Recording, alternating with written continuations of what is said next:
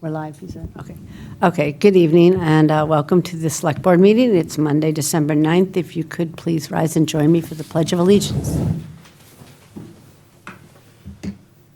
Pledge allegiance to the flag of the United States of America and to the republic for which it stands, one nation, under God, indivisible, with liberty and justice for all.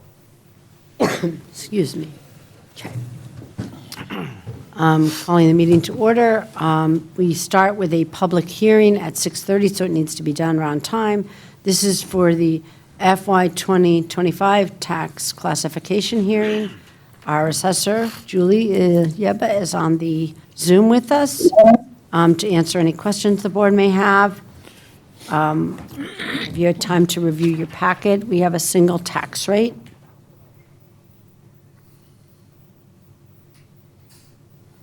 And Julie's letter to us says, the Board of Assessors submits the attached report to assist the Select Board in their discussion concerning the adoption of a residential factor, thereby determining the percentages of tax burden to be borne by each class of property for fiscal year 2025. You are reminded that the Commissioner has calculated the minimum residential factor which you may adopt. You may elect a factor from 1 to a maximum of 1.5 as provided by law. Historically, the town of Groveland has had a single tax rate. This is primarily because 93% of the town is residential properties and only 7% is commercial industrial. I've included in your packet a sheet detailing how the shift of rate would impact the commercial taxpayers in the town of Groveland. Chapter 369 of the Acts of 1982 requires the decision of whether to shift the property tax burden from one class to another to be determined by the Select Board after a public hearing. And so we have the chart in here. That is page 2 to what I just read. As a residential valley, the levy and a single tax rate, if I'm reading this correctly, is $12.70. Am I reading that correct? Okay, yes, so Julie, hi, Kathleen. I just wanted to let everybody know before a decision is made that the 1270 is, it's not etched in stone yet. It hasn't been approved by the Department of Revenue, but that is, with all the numbers plugged in, that is what it looks like our tax rate will be if we do determine a single rate this year. Okay, thank you.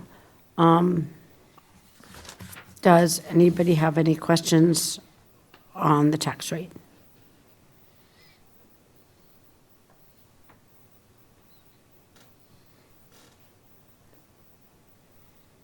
No, okay.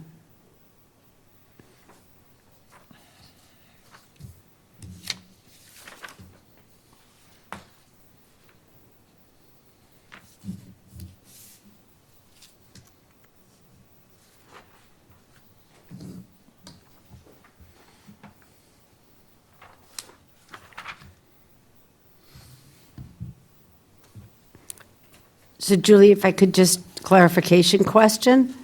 If I'm looking down to the 1.5, which is the maximum allowable shift if you wanted to, which I don't think we do, but for purposes of just discussion, that would raise the commercial tax rate to $19.05 and only lower the residential rate to $12.21. Am I reading that correctly? Yes, that is correct. I did the chart is based on a 10% shift. So if you were to go down from the top, it just shows increase, every 10% what it would do with the commercial industrial rate as opposed to the residential. Yes, thank you. I appreciate the detailing. Yes. So I think the point is that even with the highest allowable shift in the tax rate to the commercial, because they're so small, it would become a huge burden to the commercial and industrial customers and not really achieve a very big savings to our residential. So I think what we would do, unless there's any public comment, well, I don't see anybody online who wants to speak. Anybody in the room who wants to speak, we can have a motion to adopt the tax rate at $12.70, which is the single tax rate for all customers, all classes. Is that the proper way to say it? I think the tax rate not being No, it's not yet, etched in stone, I think so we just should just make the motion to For a sing- accept the single tax I rate. agree. I agree. So I'll make the motion that we accept the single tax rate. Second that. Any further discussion? There being none, I'll call for the vote. All in favor? It is unanimous. Thank you very much, Julie. We appreciate your work and your efforts. It's very helpful. And do we need to vote to close the hearing? Okay, I'll take a motion to close the tax classification hearing. I'll make a motion to close the tax classification hearing at 6:36. Second. Discussion? All in favor? And it's unanimous. Thank you. All right, so we're moving on with the agenda here. So following this, we have department comment and update, and I don't have any information on that, so I assume there's no department comment for tonight. Thank you. Under discussion and possible vote, tonight we have 6 categories. We have the pavement management plan, which will presented by Arthur Marcos, our projects and programs coordinator. We also have some additional survey information to discuss, we don't have a survey out yet, on the trash and recycling carts. 3, we have the certification of free cash. 4, we have a small item on the Pawtucket Regional School District Agreement to vote. Is it small, right? Just a tiny thing, yeah. Then we have the subject of the fire chief employment contract negotiation. And then we have liquor license renewals. And also Class 2 used car license renewals. It's that time of year, the common vicular license renewals. And that concludes our discussion and possible vote items. So actually not 5, there's 8 items. I misspoke. Okay, so we'll start with number 1, and Arthur's here, our pavement management plan presentation. Thank you for coming in and talking to us. It's not much of a presentation, just kind of going to go over what we've been doing. Probably more than we know now, so All right, thank you. so obviously, I think in September, I came and spoke to you guys, said we were launching a payment management program. It's kind of something the town did not have in place beforehand, so to do that and to adequately run a pavement management program, we got to come up with a 5-year plan, 5-year capital paving plan. And that's going to set us up for the next 5 years, and we'll have the roads that we're going to do. Now, let's preface this in saying that, this is not set in stone. These are for planning purposes. Every year, we're going to go again and reevaluate and reanalyze roads and figure out our budget and see what type of projects are going on. So even though we've listed out these roads, and from my experience in using one of these, it's definitely a great guide. The first year and the first couple of years are things that are probably going to get done, but as it goes on, it gets a little bit more inaccurate because things change, road conditions change. So that's why I want to preface that. So what we did is, and you'll see the road. I don't know, you guys do have a list. So what we did is, as I said in that first presentation, I used the data we have from our roadway condition assessment ratings that we got done by the MVPC, so I took that into account. Obviously went out and did physical inspections of roads, with the budgets, what we get for Chapter 90, what we get for grants. Also met in-house with all the departments, met with the water and sewer, our roadway division, who has a lot of knowledge about what's going on in our roads and has a lot of institutional knowledge. Also with Municipal Light, who also has knowledge and might have projects. So I wanted to make sure that I presented them, these are the roads that we want to pave, and make sure that they don't have progress going on them. Also, if there's any planning or development projects or future construction that we should keep in mind. So we took all that information, and I've gone back and forth along with my estimates and came up with these roads. Now, you have to also understand there is, and I don't know if you guys are aware, but there's, Mass DOT is actually going to be repaving School Street from Parker to Gardner. They're going to be coming in and on their dime, they're going to be paving that road, which is really a great kind of a gift to the town because that road alone would probably take out our entire Chapter 90 allotment. So by knowing that and also speaking a lot with our roadway division, we looked at some of the worst roads in town and also in that area. So Highland Ave, it's a small, we're going to reclaim that. And I do I can show you guys on the website a little bit, you can get a little more information about what different, between a reclaim and a mill and overlay are. But, yeah, we chose, it's Highland Ave, Merritt Street, Starker Ave, Hardy Ave, Elm Street Extension. So those top 5 reclaim roads, they're so bad that they cannot be milled. They have to be actually gone down to dirt, start over with those roads. So all those roads are actually off of School Street. So what we kind of do is we're kind of addressing that whole area, which is bad and does get a lot of traffic also. And then the rest, the next 3 there are those, there was a amount of funds that were given to the town through the, how were those funds obtained? Just permitting for the, there was a sewer trench done there, Oh, okay. and money was allotted for us to actually go and fix the road. So what we're gonna do is we're gonna put that within our own contract, in this bigger contract. And then also on School and Salem Street, at that intersection where the plaza is, there is also grant money to actually redo that also. So we're gonna kind of take all those quantities and put them into one big contract. Obviously, we're gonna get a better price and more bidders, and we get a better contract for the town. So those are that first year, and these, I can say for certain they're gonna get done. We're gonna, put out a contract to bid, and this contract is something that the town has not put out before, or not in a long time, where it's an all-encompassing milling, reclaim, and all incidental items are all in this one contract. It's not separate contracts for different contractors, like a paving contract or a milling contract. It's gonna be, they'll pretty much be GC in the job. I'll be overseeing them. Also, as we finish this list, we have to also send it to the gas company, let them know that we're doing work on these towns, because then that gives them enough time from now till we do this in the springtime to address any needs they have on these roads before we pave them. Also, we'll do a mail out to every home that's gonna be on these streets. And we'll do that relatively fast, give them a good amount of time to if they have to if they want to get gas service, or they want to fix their sewer or something, or there's an issue, they can notify us and we can address it. And that's kind of what we're doing. We also, we'll do a pre-construction meeting. We'll kind of, get the police involved and try to get everybody involved, especially on those roads. The School Street, Salem Street intersection, that's a lot of traffic. All across School Street, there'll be, we have to definitely incorporate police and let them know that we need a lot of details to keep that kind of orderly. So that first year, those are the kind of roads that we'll do probably 100%. And I said probability stays high as you go through the years, but in the next following year, there's some really main streets that we want to focus on. So Main Street. I said Main Street, with School Street to Gardner Street, if you've ever driven that road, there's starting to be a lot of cracking in those roads. And those roads are prime now to actually do a mill and overlay before they get even worse. And by the time you go from a mill and overlay to a reclaim, it's 4 times the money. And those are main drags.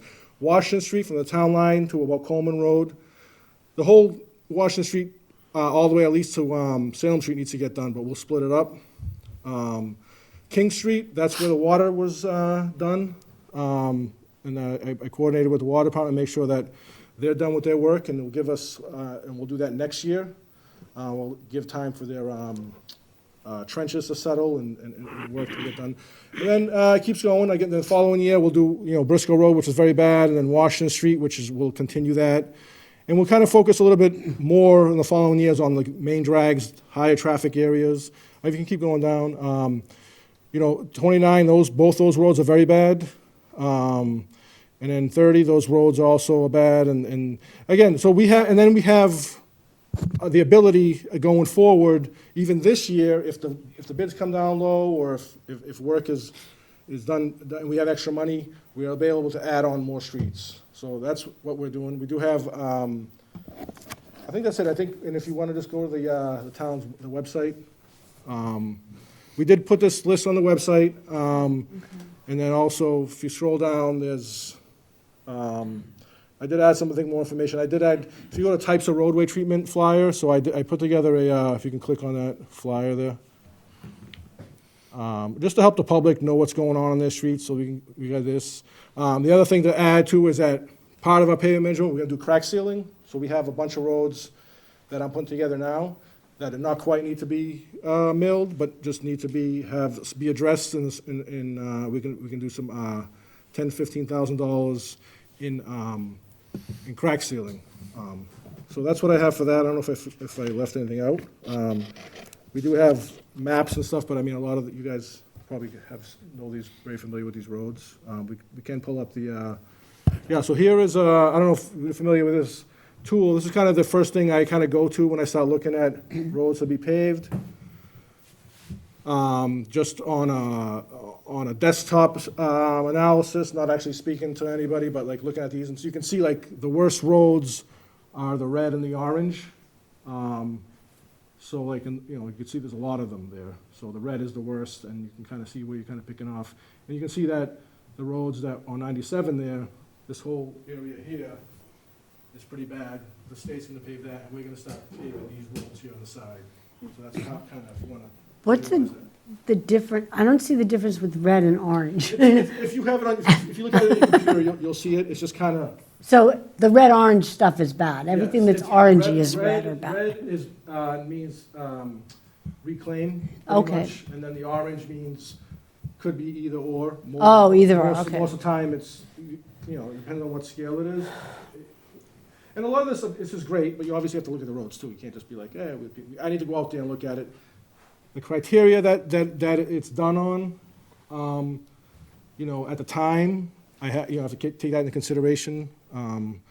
So I always would go and get a real look at it. I wouldn't just go off of this. But this is great to look and visualize and say, hey, look how bad our roads are, how good they are. The blue ones are good, the green is okay. So we're gonna be, the ones that we're gonna be, crack sealing is like this one here, with the yellow. The yellow is a good candidate for crack sealing. Yeah. So, and I guess this is great stuff, and this is an asset we had even before I got here, and it's just we're just kind of using it in its way it was intended, I think. It's good. Is there any thought, like, when you get to a road like Washington Street that's, have a lot of bus stops and all that, the sidewalk is so bad? Yeah, and that's a whole other program would be looking at our sidewalks. I did an analysis. I think we have like 27 miles of sidewalk, but don't quote me on that. I've been starting to just kind of dive into sidewalks a little bit, but that's a big thing. And we do have some grant projects that are doing sidewalks to address them. But adding sidewalks, that's not going to be cheap. No, not adding them. I mean, because sometimes I wonder why they put them in like neighborhoods that don't have that much traffic. But on like Washington Street, at one point we had a family that lived there with a child, I think, with a disability, a wheelchair, I believe. Yeah. And we have telephone poles in the middle of that sidewalk. Yeah. I mean, it's not really negotiable if you're in a wheelchair. Well, I mean, that's always been a Yeah. thing when you were designing a sidewalk, and to move the sidewalk, you want to get 3 or 4 feet. Sometimes you have to go around it, and it's the cooperation of who owns that pole to move it. Okay. Yeah. But you have to coordinate before you put a sidewalk in. Sometimes, if the sidewalk was put in the 50s, it's going to be there, and then if you were going to put it in today, there's different rules. That's Right, so when you talk about the road plan, this is just the road plan, so we don't really have a sidewalk plan. We do have a lot of data on sidewalk plans, and that wouldn't be a hard thing to actually put together. You'd actually would use the same fundamental Oh, okay, procedure as road plans with sidewalks. interesting. Yeah, it's kind of the same. It would be same type of analysis where they rated them at some point, and then we have to go in and see how much it costs. But sidewalks vary much more. There's concrete sidewalks, there's asphalt sidewalks, there's vertical curbing, there's Right. asphalt curbing. There's a lot that goes on into sidewalks. Within our own contract, our paving contract, we have the ability to prepare and fix sidewalks because it's the same materials, but we are putting curbing in on a lot of streets. I think on, let me see what street it is, I think on Merritt, I think, where it's a hill, all curbing needs to be done there to fix the washout. Right, So we are going to address a lot of that stuff too as we pave the road, making sure we're not going to create puddles while we're trying to pave a road. That's something we don't want to do. And affect people's driveways. So all this type of stuff has to be looked at as with paving, so, Great. Questions? yes. Ed? Just a couple questions. When you're talking fiscal year 2025, so all of these in that first list should be done by July 1st of, Yeah, so I'm gonna, as of right now, my next step now is to actually put the contract together. The estimates I did are more of a desktop estimate where I kind of do it by square footage, square yards, but I'm gonna actually go out there and get all the items together, put together the contract, put out for bid at some point in middle of January. Start date of April 1st, end date of July 1st. Oh, June 30th. So that's where we want, that's where we want the work to get done. would it make sense to put that second list out, which or actually the third list here, 2026, to put that out at the same time to get a better price? It would, but we have a 3-year extension on the contract, and then they will know that. So the way these guys bid it, they're gonna say it's a full $500,000 contract, but it's really 1.5 million over 3 years. So it does affect, they expect that for the next following year. I tend to try to go, especially, I don't know how the last time I put out a contract was 2 years ago, so we can certainly add to the contract, but I would try to be a little more conservative on this time, at least the first time I'm doing this, because you want to make sure that we don't get a bid in and it's really over even what we can afford. But you're right, though, there is a way, and that's why I wanted to wait and add all those other roads in there, because the more we put in, the better our price is gonna be. But, but if you look, this second year is, if you add that up, and I have calculations for that, that's about a little under 300 for that second year, for the 2000. So that's that's Yeah, 2026. Yeah, right? actually, it's And a then, typo, it's a typo on that, so I gotta. yeah, that's what I thought. All right, Okay, I gotta that's- fix that typo. it's okay. I assumed. Follow-up, just two more questions. No problem. When you're talking Salem Street, School Street intersection, Yeah. entire length, are you talking all the way to the Haverhill line? No, entire intersection, just the intersection. School Street, what's it, School Street to Salem Street? School Street, Salem Street intersection, and it says from entire length to the intersection. Yeah, just the intersection of, in front of the plaza there, for the, that's right? Did I write that? Yeah. So it's basically, the lights that were done there and the islands, the two extensions of that, like a T, right there. So you're not talking going to where, almost to Chesterton where that project is there then? No, not at all. Well, where is that on that list? That's from Murray to where that project is. Okay, yeah, so that was been discussed, that's the area that we feel like that's gonna be impacted a lot by construction vehicles. And it's part of the construction agreement with or part of the zoning board of appeals comprehensive permit as infrastructure improvement associated with the development of Salem on Sewell Street. So, yeah, so they will give us another award us more money to fix that, or is that gonna be something that they're gonna do? I believe they are going to do the Yeah. work.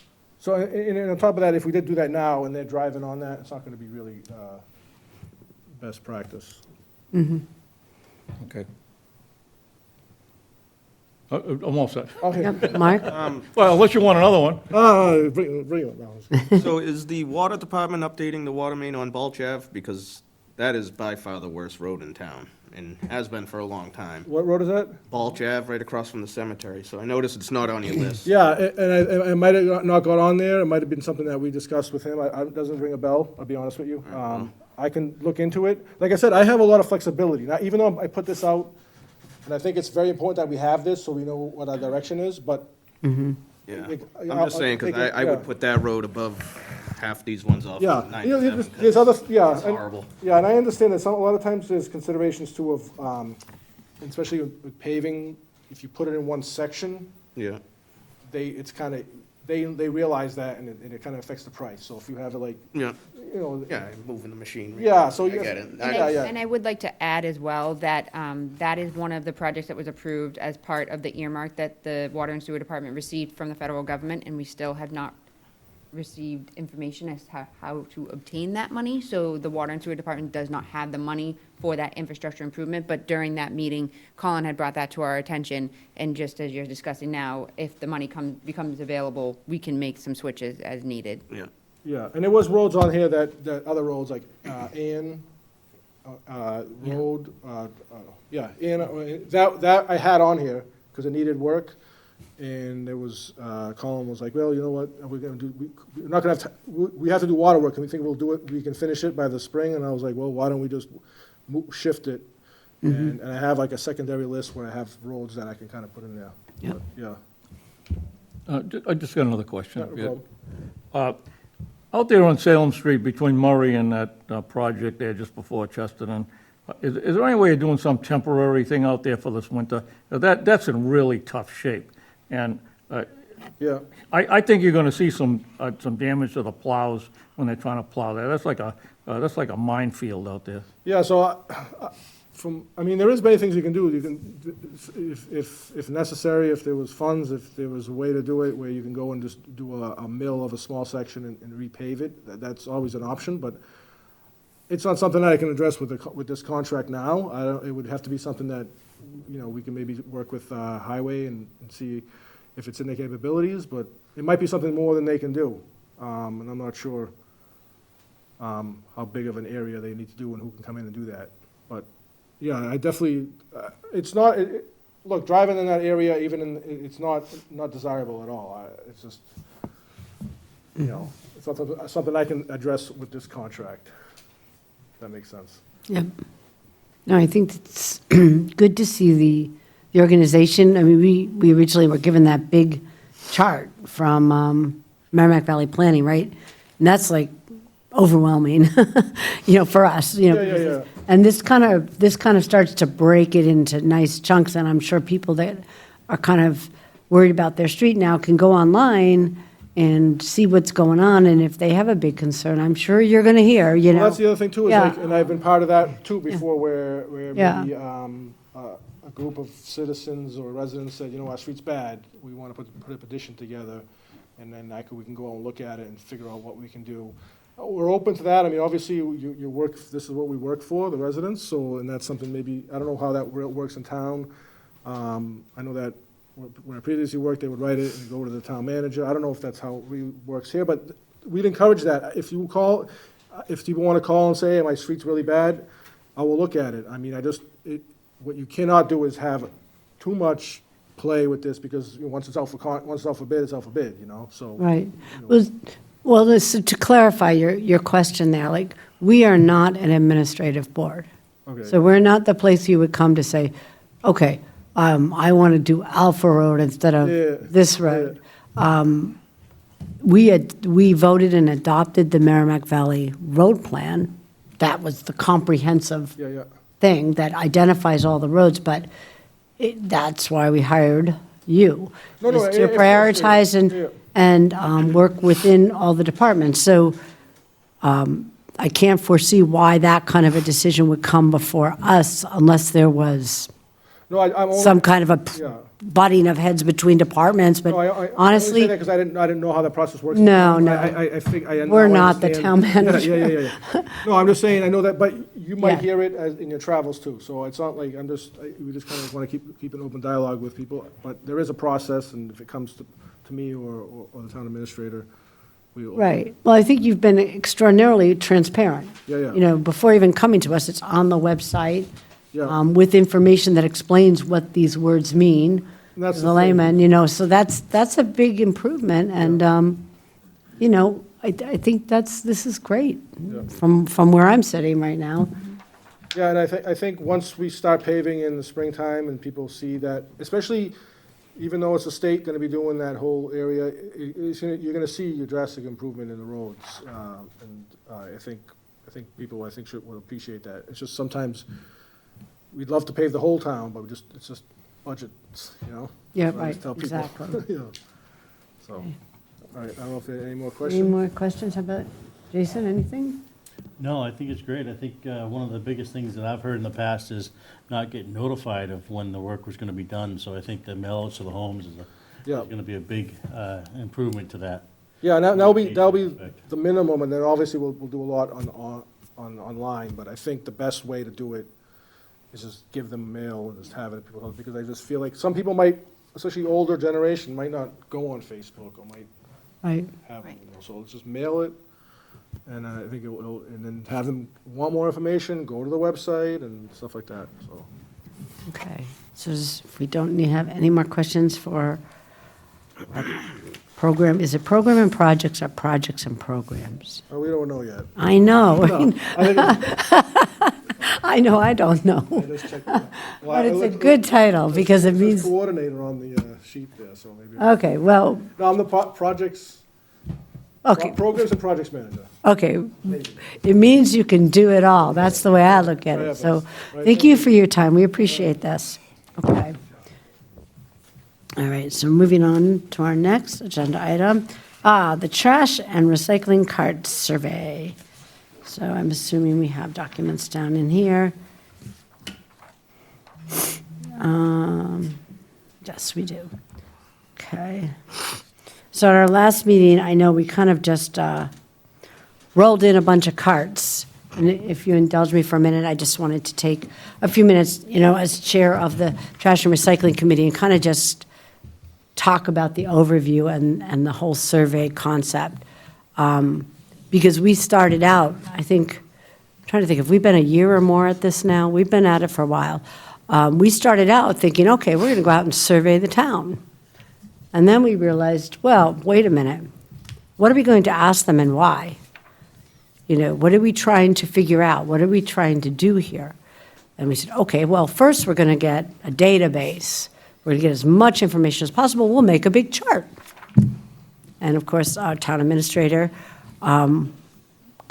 dove right in and presented us with a phenomenal amount of information on our shared website that all members of the Trash and Recycling Committee have access to. And she's also, I'm going to say the wrong name for these meetings, the haulers meeting. I'm calling, you participate in a monthly meeting where in a very brief time, the town administrator's level of expertise in this field has risen dramatically, higher than any of us have, even on the Trash and Recycling Committee, and that's useful. And then, of course, we've brought in our expert from the state, Brian Walsh, and we have, do we have another expert? Ron Cochran. Ron Cochran, yes, we do. So these experts, and then in addition, we've had presentations by Taylor and by, I want to say Amber, but I don't know, I'm probably butchering names now, and I don't want to do that. But we've had multiple presentations, and without trying to explain to you everything we've looked at and everything we've thought about, the one thing, I think the one conclusion that the entire committee can stand behind is that there is no one-size-fits-all trash contract. You cannot simply look at a town next door and say, well, look what they've got. We could have that. It's not that simple. The towns have all crafted different types of arrangements for trash and recycling management, and it's really a tough job to try and create any kind of a huge comparison chart to say, okay, these people have the contract we want. It's not that simple. Buried within these contracts are different arrangements on recycling and sharing of money when the recycling's in the black. There's clauses regarding contamination of the recycling. The recycling also is market-driven, so you can't really accurately forecast what might happen there.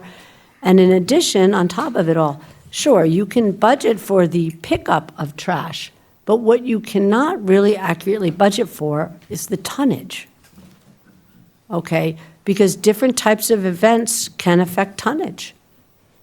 Brand-new apartment building, is it going to be on its own? Okay, yes. All right. People shift their purchasing to something else. All of a sudden, it's trash. And I recently traveled a little bit on a short weekend vacation, and I'll tell you that I was Now I look at the trash and recycling receptacles as I walk by, and the trash receptacle was labeled trash and landfill. And that made me remember one of the most important points I heard from a speaker that came before us is that when you put it in the trash, you're not getting rid of it. You're just moving it to another location. So if you really want to try and manage the cost of trash, if the town is interested in staying in the business of helping provide curbside pickup and manage the cost, you need to try to divert tonnage. You need to send a signal that encourages people to think about how can I reduce the amount of things that I'm putting into trash.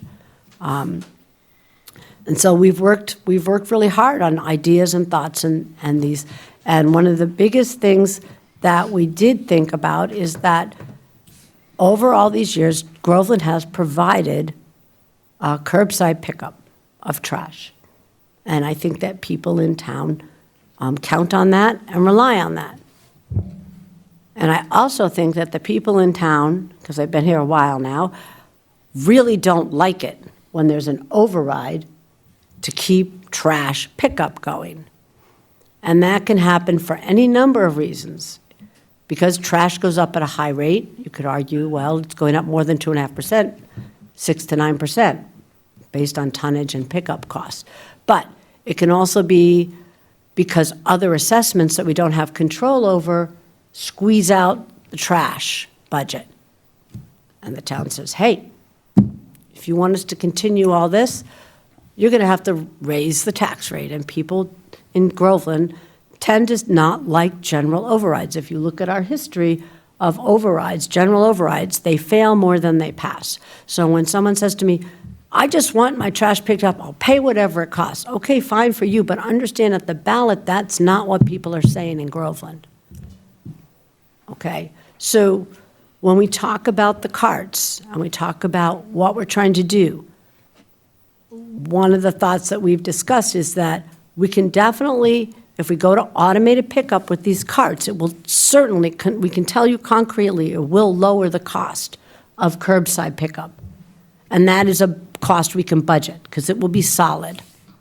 We can hang a hat on that. We can say, this is how much it costs, build it into our budget, and tell people we have that built in.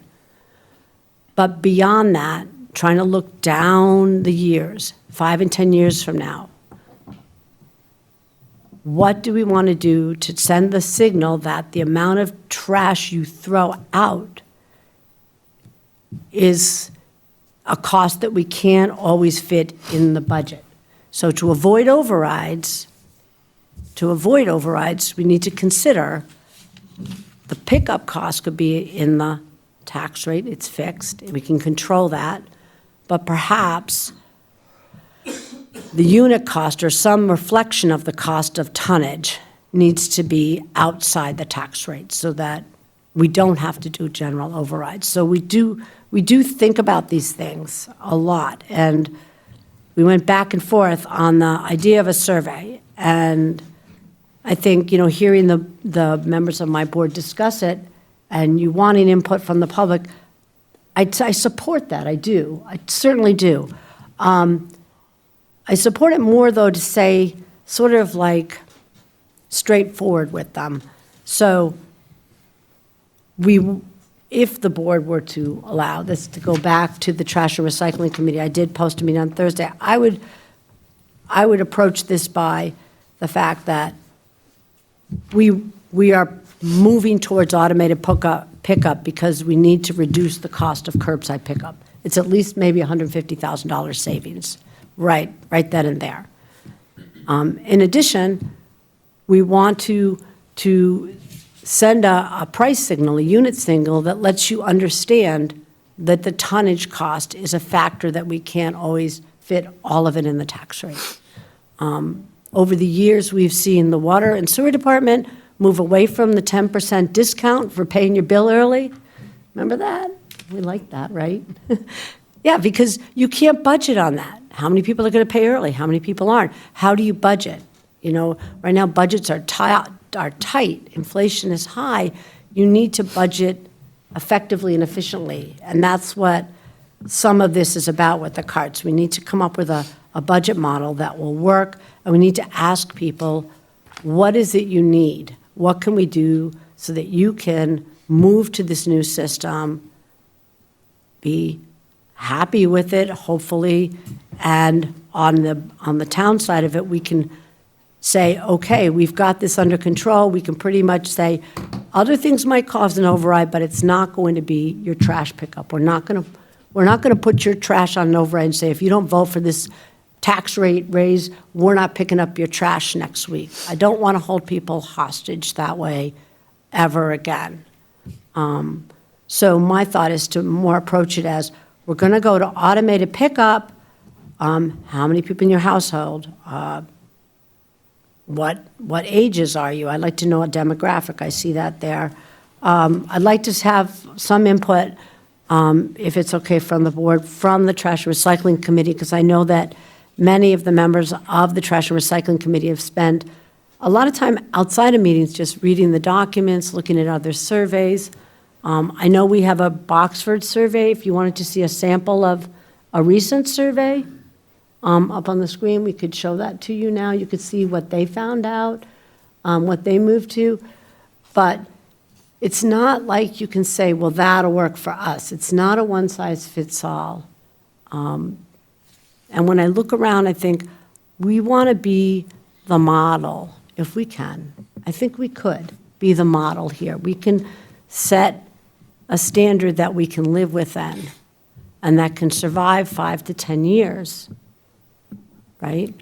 So asking questions that kind of get towards that people thinking ahead 5 to 10 years, that our landfills are filling up, that the cost per ton is going up, contamination fees, all these fees that they keep heaping on are going to continue.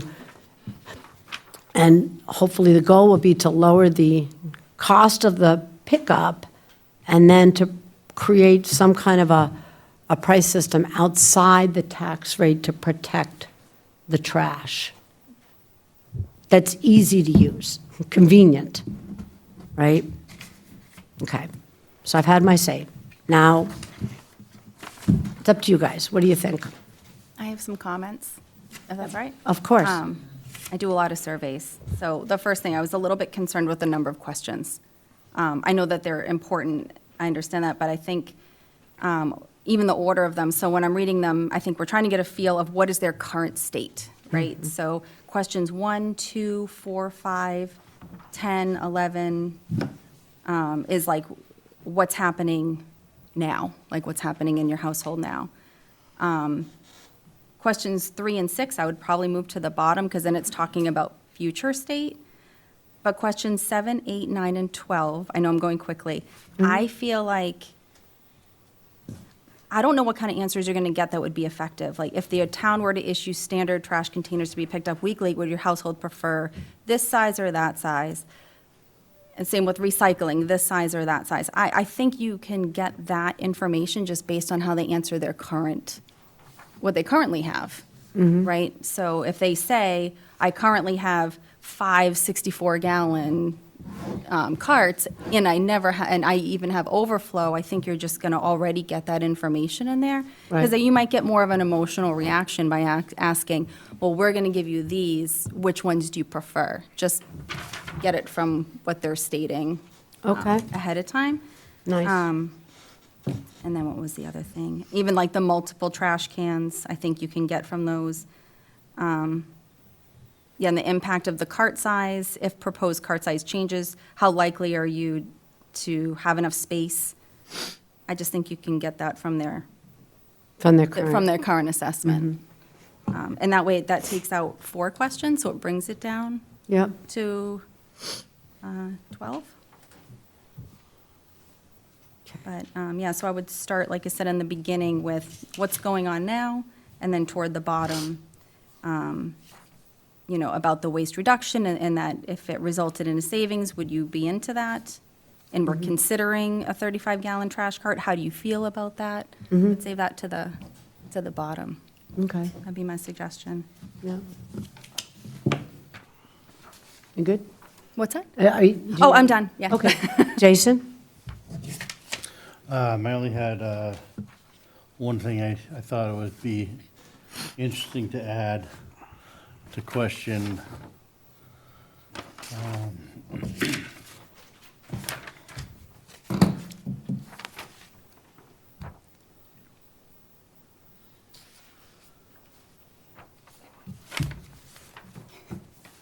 Too much Oh, paper. wrote it down.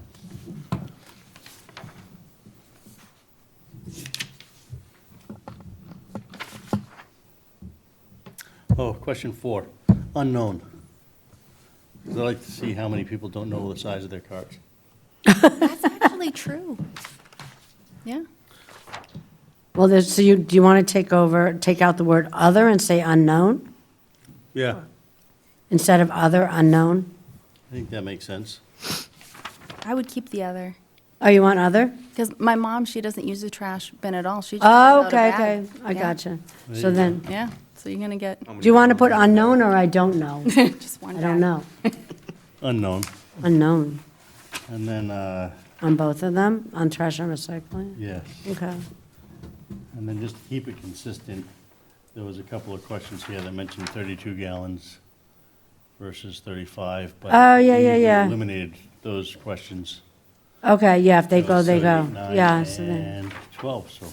Okay. Yeah, that doesn't matter. I did you a favor. Thank you, Yep. I appreciate it. okay. Mark? No, I like what Becky said.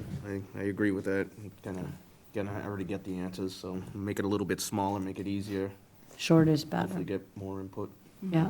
They might see it and say, I ain't got time for this. It's 16 questions, so, yep. Right, Roll with that. Ed? Question 14. General waste habits. We got, on average, how often do you dispose of items that cannot be recycled or composted, such as mattresses and large appliances? I know in every community, they're having a big problem with disposing of mattresses.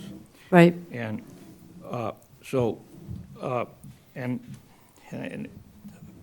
I don't know what it costs to bring those to Georgetown, but I know in the city of Boston, if you've done any research, they have three trucks, 5 days a week, going around just picking up mattresses in the city of Boston. It's a big problem everywhere.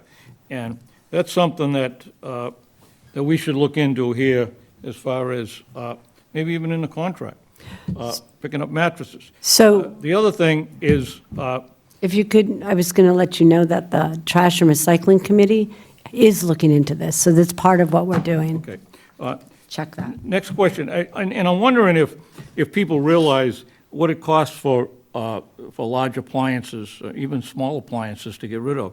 And I went down to Georgetown, I think it was last week, might have been the week before, to get rid of some items. And I was inquiring, and an air conditioner, $75 to get rid of an air conditioner because Right. they have to get a special outfit in to take the Freon out. And the same thing would be probably for a refrigerator or a freezer unit. So, and unless people have a truck, they're gonna have to hire somebody to go and bring some of these things to the salvage. But, so that's something that should be looked into, as far as these large appliances. Not everybody is lucky enough to have a vehicle that they can maneuver that stuff down there. And another question, you mentioned, if we go to an automatic pickup, is a Yes. saving of $150,000. Can you elaborate on that? Where do you come up with the $150,000 savings going to an automatic pickup? Based on what we're paying for the manual pickup now, and also based on what Boxford recently negotiated in their contract. Just a ballpark. Yeah, because right now, they have to get out of the truck. When you go to the standardized carts and you enforce it, and you say that the lid has to close, you can't put out any other types of containers. These are the carts, this is what you have to use. Then, for the most part, except for an overflow bag, they should not have to get out of the truck. So it expedites the whole process. I've been behind the trash truck coming down Main Street, and I've watched the worker get out of the truck, and then he has to go all the way around it. He has to pick up all the stuff in different size bins and things and dump it in the back, and then get back in the truck and go to the next step. I mean, we potentially might be able to have trash picked up in fewer than 5 days. Wouldn't that be nice, not to have trash out 5 days of the week, right, around town? Do you know what I'm saying? We're a small town, but right now, it's a very labor-intensive endeavor. It takes a long time. Now, you're also aware that our trash doesn't go to the landfill, it goes to the incinerator? It goes to the incinerator, and then there's also diverted tonnage, and then as more and more trash goes to the incinerator, and that reaches capacity, diverted tonnage. It's a fact. I mean, what we can do, Ed, is the Trash and Recycling Committee, we've been working on this for a long time, and we are looking at lists from other towns of what they charge for getting rid of appliances, mattresses. We've talked about what can we do to help people, how can we get information out there. Stephanie was sitting out there, worked very diligently on a pamphlet that went out that has a lot of information on it. We can certainly do more of that.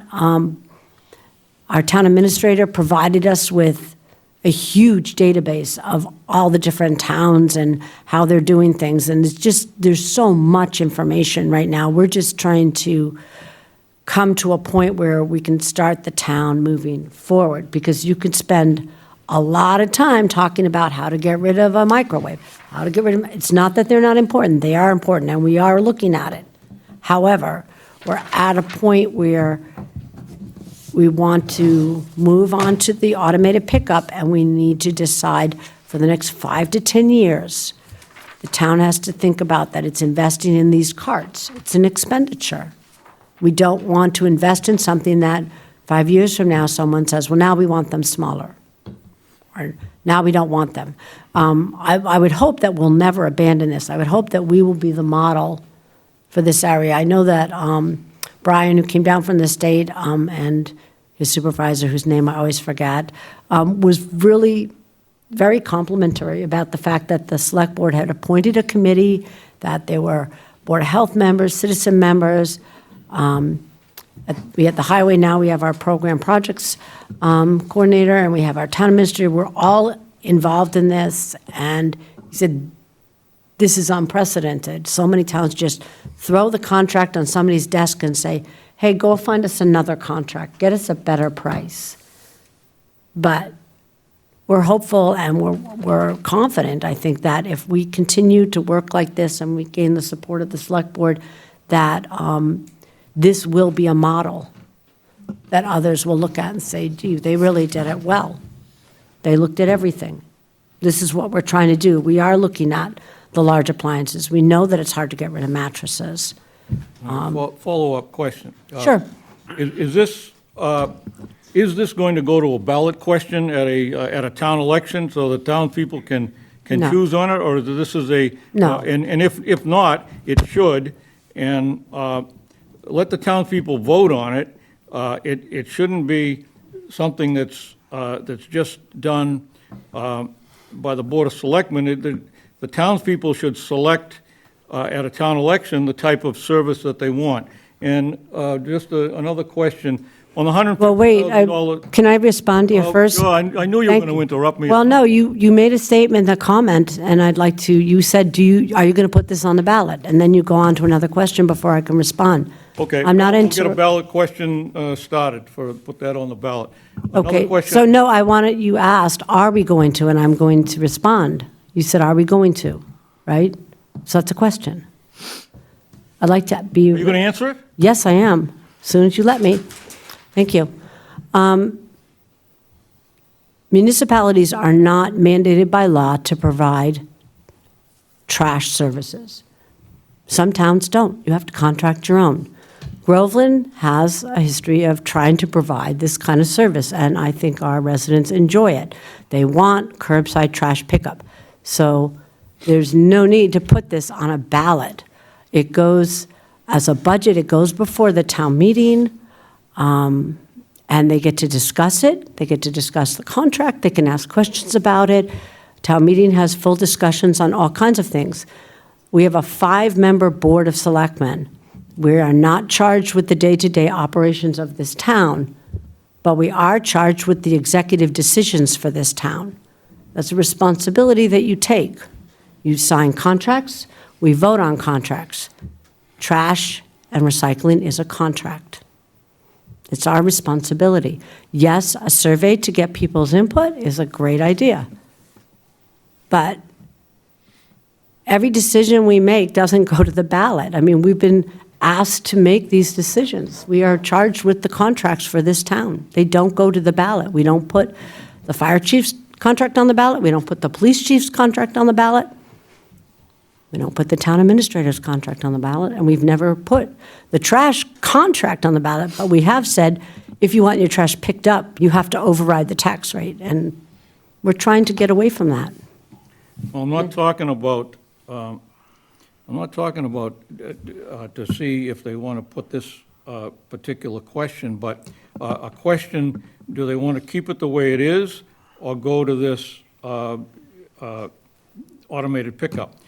And that, I have to sit here and answer to the townspeople, and when I get people questioning about these things that are being brought up, I have to listen to them, and they would like a choice.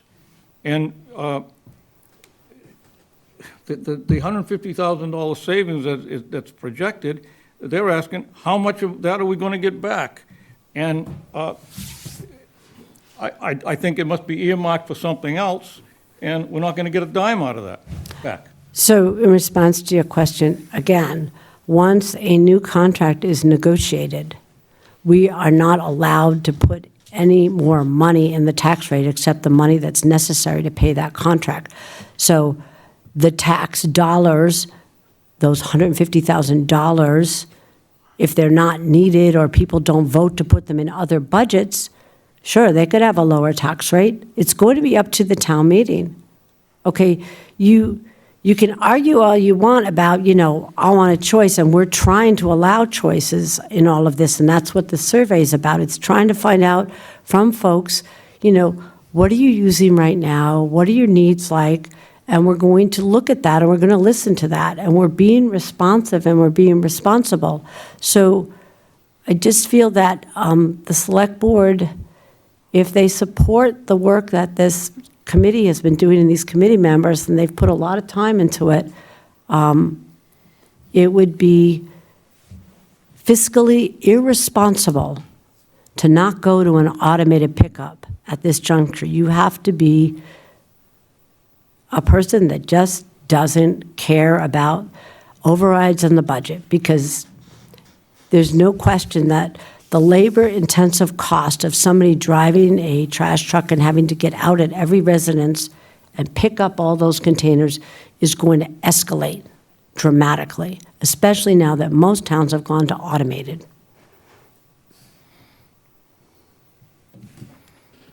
Jason? Yeah, I think question 14 should just be eliminated, because that's more of a specialty thing and not really where the focus is in terms of going to automated on our regular pickup. So I think I'd just get rid of question 14. I do have a question for you, Rebecca. Do you know off the top of your head how much our contract has gone up from 2025 into 2026? I do not off the top of my head, but I can pull that up.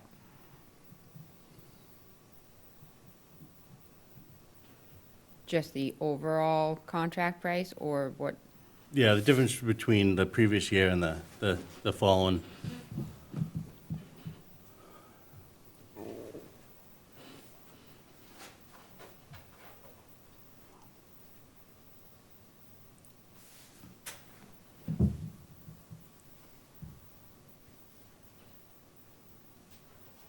So I know the tipping fee is increasing from $95 per ton in fiscal year '25 to $103 per ton in fiscal year '26.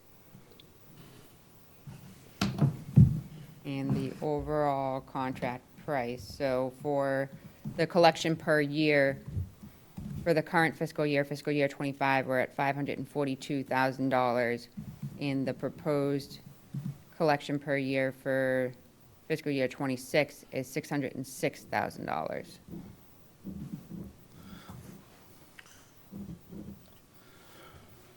All right, thanks. I had another comment about the bulk item pickup.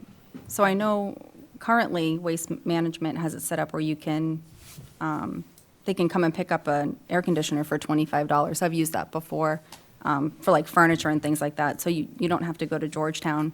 Currently, you can just call a number, you pay over the phone, and they come and pick it up right at the curb. You make an appointment for it. Is that something that would continue, or is that something that they wouldn't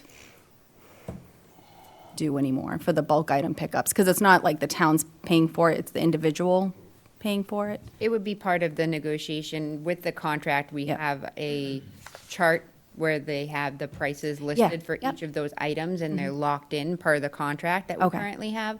So the only way that they change is, like, you'll see that the mattresses were originally on there, Yep. and then with the recycling ban through the state, they had to remove them. So we still have that in place currently in our Okay. current contract, and moving forward, I would imagine that we would negotiate and include some type of clause or condition or Okay. requirement for bulk pickup options. Okay, excellent. So they wouldn't have to put in their car, drive to Georgetown, you can still use this service? Correct. Okay, so I make sure that's that, been removed is the mattresses, and That makes sense. Georgetown will take it. Mello will take it, and it's about $75 for a Okay. queen, and I think it's $75 for a twin. okay, Right, and going back to the mattress issue, again, we have this enormous database, and it's difficult to give you every piece of information we've looked at, but it states that the state started a mattress recycling incentive grant program that we have not yet taken advantage of. So we could certainly look into that. 180, in 2016, 180 municipalities have participated in it, and they are been awarded a grant, and they benefited from being a regional participant. That means that residents can bring their mattresses to their regional hub for consolidation before sending for processing. So all of this, again, I can't take credit for all this information. Our town administrator has set up a very, very big database with information, and all members of the committee, Stephanie, Jen Dempsey, Arthur now, are involved in looking at all these documents. It's a lot. But I mean, the good news is our town administrator is really good at this now. And she knows far more than I do, and I think far more than any head of the town has ever known about these kind of contracts by participating in those monthly meetings and bringing that information to us. So all of this information, we will be, coming up with summaries and things like that. So I guess what I would ask is that if the board is okay with the Trash and Recycling Committee taking a look through on the survey and tweaking it a little bit, would it be okay to let it go from the Trash and Recycling and go out? Yeah. Would that be okay? Because members would like to take a look at it, and they might, I think we'll keep very strong the idea of a short survey, right. short and to the point. And the ordering, I think, is important, like she said. Yes, I like that. Do you have notes like that you could just kind of, Sure, yes. yeah, that would be Yeah, I'll really send them helpful. to Rebecca. And the other thing I thought about too is we want to make sure that we get a good, strong response. And so I've spoken to Rebecca about that like, if we don't get enough responses from different demographics, we're going to try pushing it out. I'm not sure how many ways we can check and send back to addresses or something to make sure that we don't only hear from a small segment, like we hear from a representative group in each age bracket, right? So I'm thinking that this should go out after the holiday. What do you think? Right now, I think everybody's in countdown to the holiday. Yeah, everyone's in panic And- mode. Right, I know, I wasn't going to say that, but I kind of feel that way, yes. So, do do you want to vote to let it go back to the trash and recycling and then go out from there under the guidance of our town administrator? What do you think? Sometime in January?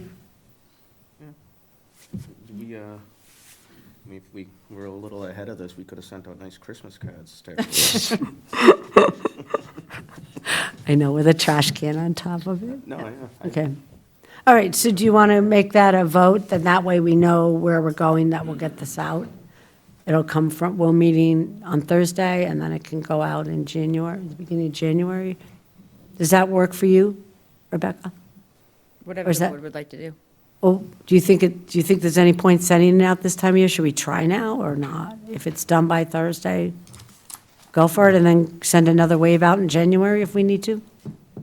I mean, we can keep the survey open as long as you'd like to, so we can get it out sooner rather than later and see what the response is, and then keep on pushing Okay. it in other ways, if that makes sense to the board. I mean, it's entirely up to you, the approach. You can wait until after the holiday. Oh, okay, but just leave it open. Okay. Is that good? Yeah. Okay. And you have a way of knowing that people don't just keep responding, the same person? So we can ask for them to input an email address, so you'd only be able to put that email address once.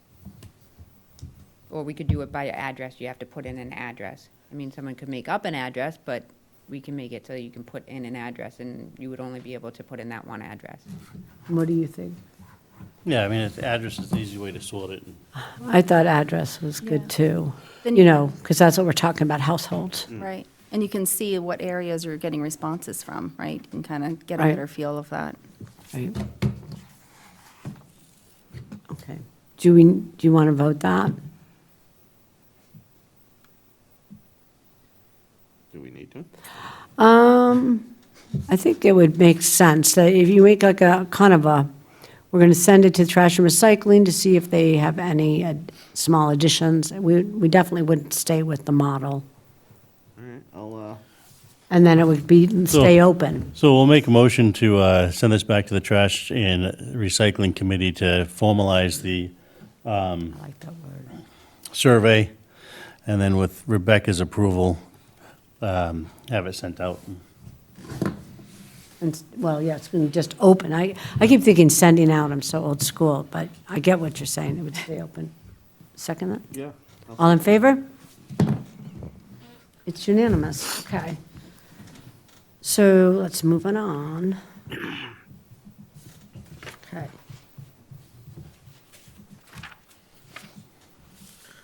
And, okay, so the next up is, could be fun. Certification of free cash, always good news.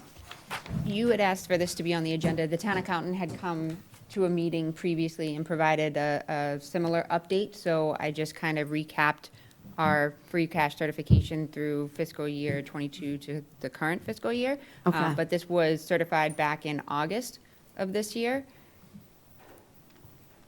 And we are looking at a certification of about $1.2 million of free cash this year.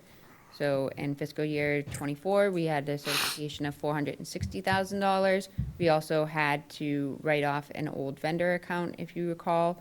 And then in fiscal year '23, we had $691,000. And that, again, can be attributed to the pandemic and the changes in regulations that allowed us to report a little later in the year. And then we have fiscal year '22 with $418,000 and fiscal year '21, $217,000. So you'll see over the course of the fiscal year that we have been increasing our free cash certification and following along with our policies and the management of resources as guided by those policies and adopted by the Select Board and Finance Board. So I'm not sure if there was something more specific. I know you had mentioned to put it on, so I just kind of provided a little summary. No, thank you, and I know, I'm always kind of curious how we're doing, and we're doing well, is the answer to that, that the free cash coming in is a combination of good and efficient budgeting, and receipts coming in a little bit more than expected, and a conservative forecast on state money that we don't always know we're going to get. So this is good news for the community. It helps bolster our reserves so that if something goes wrong, we have that to fall back on. So that's good. I like that. Anybody else have any concerns or questions on free cash? It's not free, we all pay it. I know that, everybody says that. It's not. Sounds good. Sounds like it's free, but it's not. Okay, so number 5 is the fire chief employment contract negotiation. And I believe I asked to put this on, or a combination of you and I, because typically I would say we recommend to have the town administrator has been doing the negotiations on our contracts, so that we don't have to have additional meetings, and also because she's more expertise in it, and then comes to us when necessary with where things are, right? We've done this before with the highway department, correct? Contracts? So I would just need a motion to allow the town administrator to begin negotiations with, the fire chief sent us a letter, I should say, sorry about that. Preface this by saying our fire chief did deliver a letter asking to begin negotiations for his next contract. And that's what, kicked this off. We don't just open up contracts and start negotiating. I apologize for that. So if the board would like to make a motion to have the town administrator begin negotiations with the fire chief's next employment contract, that would take care of that agenda item.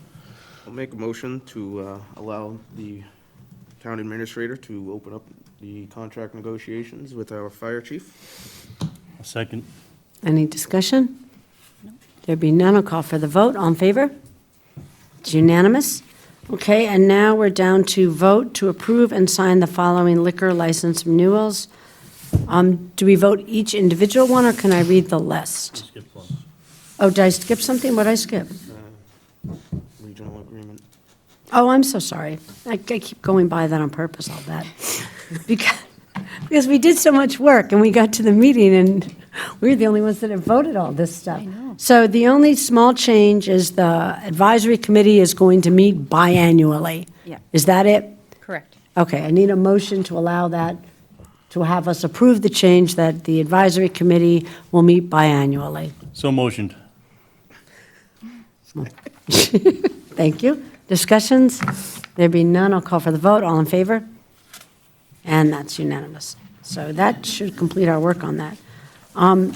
So when we get to the licenses, do I read each one, or do I read the list? You can read the list through. So on the Oh, do you know? license, Yes, I could vote on all, but number 4, near odds. Okay, so I'll read the list without near odds, whatever makes the. and then we'll revote next. So I'll read Route 97 Liquors, 908 D Salem Street Package Store, all alcohol. Number 2, Groveland Market, 1 Washington Street Package Store, all alcohol.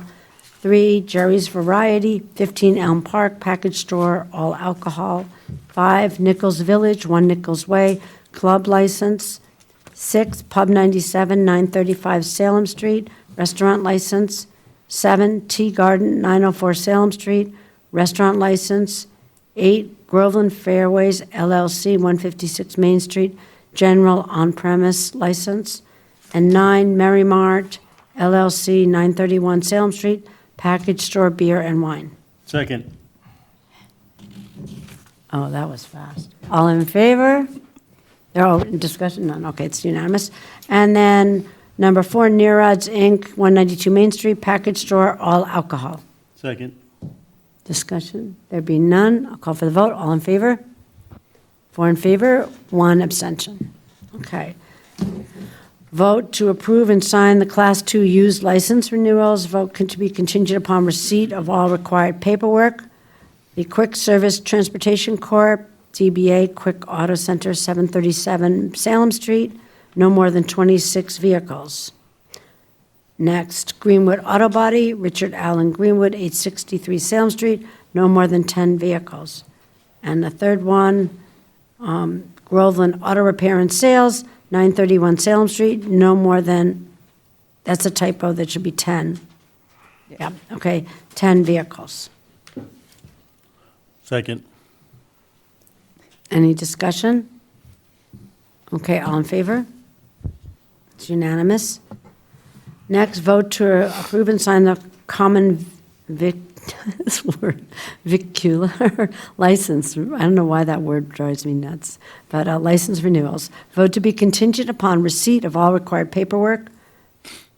Is everyone good to vote all these? I can read it through? Okay.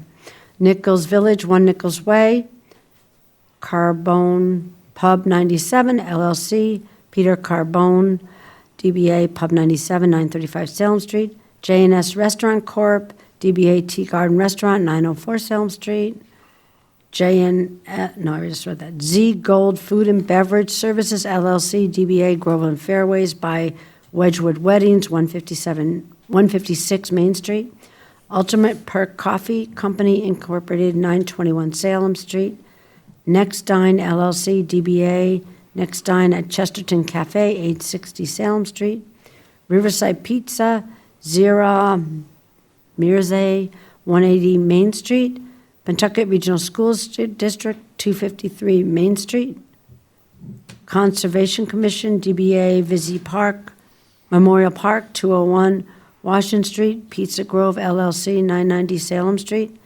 and Jeff and Marie's Ice Cream and Food, 928 Salem Street. Second. I have a question. Why are we voting Pentucket School District? Isn't that in West Newbury? Bagnell? No. Oh, Bagnell. Oh, my God. Okay, all in favor? Well, It's that- unanimous. It wouldn't be 253 Main Street. That's right. I know, doot. We put the school address because that's where the license goes. Main to Street, the- West to the Newbury. central offices. Oh, okay. We can change that. So, okay. Appointments and resignations, I have none. I don't see minutes listed. We have none? Minutes? Okay. Old and unfinished business. Oh, I had just asked whether the Executive Office of Housing and Livable, is it livable, right? Yes. Livable Communities had yet responded by letter to Bethany Homes, and I've been informed by the town administrator that that has not happened yet. So this is still, nothing's happening right now. We'll keep updating and see what goes on with that. And any other items not reasonably anticipated? Didn't see any. And now it's town administrator's time.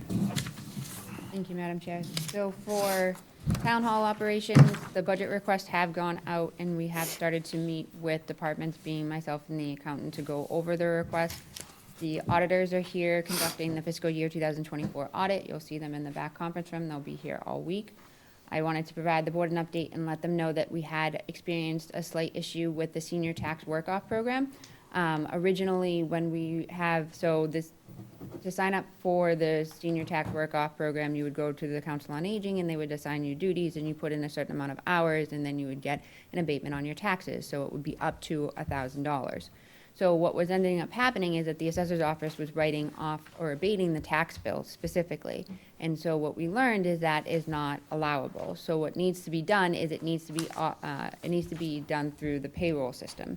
So they would get a W-2 because they may not be, they may not need to receive the deductions on the state side, but they do on the federal side. So they do need to have withholdings that are made, and that's done through the payroll process. So a check a check is not issued, it's just that it processed through the payroll system and comes off of the tax bill on the other side. The only issue is that that means that the withholdings are taking out of the earnings, so they're not getting the full $1,000. Because the earnings are so small, it really only amounts to, $65 or so that they're not receiving. But that was not something that some of the participants were informed of this year, and so it was a little bit of a disappointment to those individuals, and so we have reached out to them and explained the situation, and moving forward are advertising beforehand that this is something that they would need to elect and that understand that it is processed this way. But it has been rectified, and I did want to bring it to the board's attention. The hazard mitigation plan has been approved by FEMA. Hannah Morganson from the MVPC will be joining us at our next meeting, giving us a detailed discussion. Actually, I made a mistake. I think she's coming in January. So in January, she will be attending to provide an update. And then also I wanted to inform the board that the Community Preservation Committee is meeting on December 16th, next Monday, and they are going to have Stuart Saganor, the Executive Director of the Community Preservation Coalition, present, and he's going to be giving a presentation on all things CPA. So it will be really informative, and it's not just for the Community Preservation Committee, it's for the boards or the public, and I'm also going to be sharing it with the departments so that they're fully aware of the program and the limitations and the benefits of the program and what it can do for the community. And those who are not able to attend can view the meeting on our YouTube TV because it will be recorded. Right. For project requests and residential concerns, I do know that this is going to be on a future agenda item as requested by one of the members, but I did want to make sure that you all were aware that we are working on the Salem Street Dam. We had met with William Hinckley with the Executive Office of Energy and Environmental Affairs since we were awarded the $98,620 for the dams and seawall grant. So as part of that conversation, we had talked about an alternative approach about actually removing the dam entirely, and that was something that the board had talked about, whether or not it's a dam, a culvert, how it operates, how it functions. You know, it does hold back water, but it's not necessarily used for the purpose in which it was created, and therefore, because of the impact to the roadway, we felt strongly that this might be a better approach to actually remove the dam and to put in a culvert and to fix the roadway than trying to deal with the repairs of the dam and then also have to continue the inspections because it will still need to meet the state regulations. And there also, as you saw with the presentation that we provided a few months ago, there's a lot of voids in the roadway, and there's a lot of other factors that come into play that don't necessarily mean that we would want to go for a repair as much as we would want to just get rid of the dam. So in those types of conversations, we were saying, well, we have $98,000. Can we move forward with this new proposal, being removing it, still keeping everything kind of similar, but not having a dam anymore? And the EEA was, yes, receptive to that. There's actually more money for dam removals than there are dam repairs. There's not many engineers and geotechnical firms that actually specialize in dams anymore.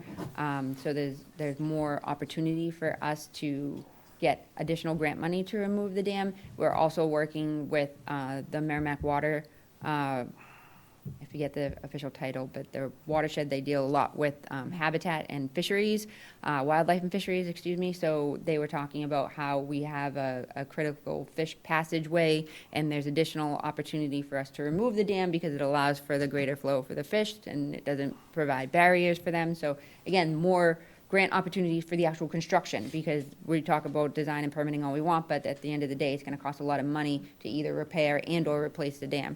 So it was something that the EEA said that we should look a little bit more into, so we have talked to a couple of consultants, and the EEA also said that we could potentially phase the project, meaning we can start the design with the 98,000 and go as long as we can with that money, and then have the second phase carry us over the finish line, while also, again, advocating for the additional money for construction purposes. So I did want to just let you all know that we are working on it, and when we have it on for the agenda item, I will have much more information to share with you. And I'm welcome to answer any questions that you have throughout the process. I just, if we remove the dam, like when you look at it, that's that big wall, right? All of those things that are falling apart.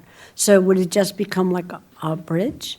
Essentially, it would be like a culvert passing, like Uptack Culvert would be Okay. on Uptack Road, what we just replaced over there. Yeah. It would be something similar to that, so there'd be the free flow of water. Because right now, the walls actually do impound the water. They do hold back water, and that's why we're having an issue with the pipe, because there's too much water, and it's trying to get into the pipe, which is undersized and very old, and it's just pushed it kind of in all the wrong directions. It's so funny because, Dan McDonald really wanted this. He really wanted to change it to a culvert. That was one of the things we really agreed on. Get rid of that dam. So it might be a possibility. Yes. So we are looking into that, and I I will like have it. more details to follow up with. For 36 Garrison Street, as the chair had mentioned, I think there was some confusion. The Conservation Commission has approved their abbreviated Notice of Resource Area Delineation, otherwise called an ANRAD. That's where they just essentially delineate that there is a wetland, and the borders, or bordering vegetated wetlands, and where it is on the site. It's not a requirement, but it is important for them to know exactly where that wetland line is if they are to file. So that being said, as of today, we have not received any correspondence from the Executive Housing of, Office of Housing and Livable Communities confirming the issuance of a site approval letter. That would be in response to the site eligibility letter that they filed with EOHLC. So until they get that letter, they cannot file with the Zoning Board of Appeals. So they must receive correspondence from EOHLC that they will have to include in their packet, in their application to the Zoning Board of Appeals to file a comprehensive permit with the town. So nothing's moved forward until they receive that correspondence, and we will get a copy of that, just as we did for the site eligibility letter. Okay. It will be directed towards the applicant and will be copied on that letter. So as soon as I receive any notification, I can certainly share that with the board. But I will note, to the chair's question, it has taken a lot longer for them to respond than they typically do. So I'm not really sure what is taking so long, but it's usually not this long. Right, When but- we had the 40B for Daley's property, we had the site eligibility letter, and we had the site approval, I want to say, at least 4 months after. But the copy will come directly from the EO, EOHLC. yeah, and they'll go directly to you. There won't It be should any go of to this. you, Yeah, just like the project eligibility letter came to you. okay, but in my email, you mean? Do you think? They'll email it to you, Oh, yes. God. Okay. I wish they'd copy. I'm sure that they'll copy me on it as well, but they Why don't sent the site eligibility letter to I you. suggest you double check. Sometimes my email I get buried. I would can hate- double check with them. Thank you. I appreciate that. And then I also wanted to let the board know that the Cedardale property, a potential buyer is continuing to explore options for the former Cedardale site, focusing on developing the property into a recreational facility with turf fields, swimming pools, ice rinks, and more. This concept that they're proposing is only viable until around February. The site currently has a pre-existing non-conforming status, so once that time passes, the only thing that would be allowed to be placed there needs to coincide with the zoning, and that's residential. So we are waiting to see exactly whether or not that individual would like to move forward with that proposal, but they have still been working on it. We mentioned it at our last meeting that we had a TRC, and they presented the idea. So we haven't heard from them since that time, and that was, over the summer. So now we're kind of in a standstill, waiting to see if they're gonna move forward. And once they do, we'll have a better understanding, but if they don't, then that changes the property for a residential opportunity. For field use and property use permits, we had none. For important dates, just to let you all know that the planning board is continuing their public hearing for 181 Rear School Street, and that's gonna be on December 17th at 7 PM. Town hall is closed at noon on December 24th and for the Christmas holiday. And there is a housing workshop scheduled for January 30th, 2025 at 6:30. And that's a continuation of the discussion that we had with Innes Associates in regards to our zoning changes and MBTA zoning, as well as ADUs. For grants, the fire department is working with the Georgetown Fire Department and applying for a FEMA grant to replace their aging fire hoses. And the police department is applying for a state 911 training grant, which covers the costs for the dispatch training and also funds personnel costs, training materials, and the fee for the consultant. For procurements, I have no updates. There has been no technical review conferences. For community preservation projects, construction has finally begun on the Shanahan Parking Project and will continue as weather permits. And the tennis pickleball courts, the gates have been installed and the project is now complete. So we are doing a final walkthrough on Wednesday, and then we will be taking down the nets and storing them until we reopen the park for the next year. And then for meetings, events, and seminars, I had them listed, and I'm happy to answer any additional questions. And one thing that I forgot to mention is that you'll notice is that we have a lovely holiday wreath on the back wall. I see. That is something that we are working with the Langley Adams Library and the new Youth Services Librarian. And we had a lovely little event, and we had made some decorations that will be added to that installment. So it's a great time to work closely with Evangeline. She's been a great addition to the team. And I think we're starting to see a lot of different ways that we can collaborate. Yeah, I like the wreath. It's really nice. Do we always have the town hall open on Christmas Eve day? It's part of our personnel policies and procedures that it would be a half-day open before the Okay. holiday. You want to I'm at give a everyone loss. the day off? I don't know whether the prior boards have voted to allow it to be a day off or not. I don't know. It's in our contracts that way? Well, Mark, you used to. Just in the personnel policy. We always work a Christmas- half a day. Okay. Actually, Alright. we always worked a full day, but, you know, maybe our boss might have let us sneak out a little early. Okay. I don't know. I wasn't sure about that. Okay. All right, so, select board time and reports. Ed? I don't have anything. Okay. Mark? I'm just wanted to say thank you to the fire department. Santa Claus got around town. Oh, I missed Uh, it. Yep. I wasn't in town, but I heard all about it, so thought that was very good, and Yeah. thanks for doing that. Jason? Yeah, I'll echo what Mark said. I mean, it was great. It was a great event, and a lot of people were very, very happy that it happened. Good. I have a couple things. One, I want to reiterate the importance of learning about this Section 3A, the MBTA zoning, the workshop session that they're doing on January 30th. I think it's really important for people to educate themselves. This will be a vote at April town meeting. So I would highly suggest, I know January seems kind of far away because everyone's in the thick of holidays, but I suggest everyone go there to ask their questions from an expert, because I think there's a complexity to it, and I think there is a way to be misinformed very easily. So I really suggest people getting information from the source. So January 30th. The other thing is, in the season of giving, everyone's looking for ways to give back to the community. I highly recommend, if you don't have a chance to actually physically volunteer, the Council on Aging made it actually super easy. If you go on their site under quick links, they have an Amazon wish list. You can just sit at home and just add things, and it gets sent here. So if you wanted to give, I highly suggest doing that, because it's easy. And I thank them for making it easy. That's it.